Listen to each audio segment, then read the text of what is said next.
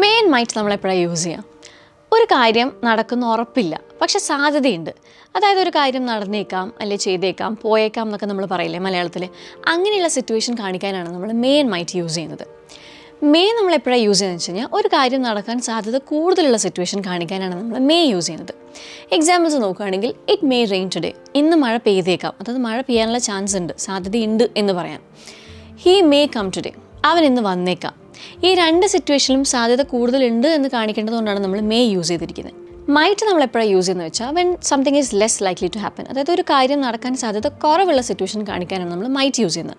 Examples നോക്കുകയാണെങ്കിൽ it might rain today, ഇന്ന് മഴ പെയ്തേക്കാം. I might see her in the evening, ഞാൻ അവളെ ഇന്ന് വൈകുന്നേരം പോയി കണ്ടേക്കാം. ഈ രണ്ട് സിറ്റുവേഷനിലും സാധ്യത കുറവാണ് എന്ന് കാണിക്കാനാണ് നമ്മൾ മൈറ്റ് യൂസ് ചെയ്തിരിക്കുന്നത്. സോ മേ ആൻഡ് മൈറ്റ് തമ്മിൽ ഡിഫറൻസ് മനസ്സിലായെന്ന് വിശ്വസിക്കുന്നു. മേ നമ്മൾ യൂസ് ചെയ്യുന്നത് ഒരു കാര്യം നടക്കാൻ സാധ്യത കൂടുതലുള്ളപ്പോഴും മൈറ്റ് ഒരു കാര്യം നടക്കാൻ സാധ്യത കുറവുള്ളപ്പോഴാണ്. ഓക്കെ, അപ്പോൾ ഇതുപോലുള്ള ഒരുപാട് കാര്യങ്ങൾ പഠിക്കാൻ ആഗ്രഹിക്കുന്ന ഒരാളാണെങ്കിൽ ഇംഗ്ലീഷ് ഹൗസിൻ്റെ ഓൺലൈൻ സ്പോക്കൺ ഇംഗ്ലീഷ് കോഴ്സിൽ ജോയിൻ ചെയ്യാൻ വേണ്ടി താഴെ കൊടുത്തിരിക്കുന്ന ലിങ്കിൽ ക്ലിക്ക് ചെയ്യുക. English House, English at your fingertips.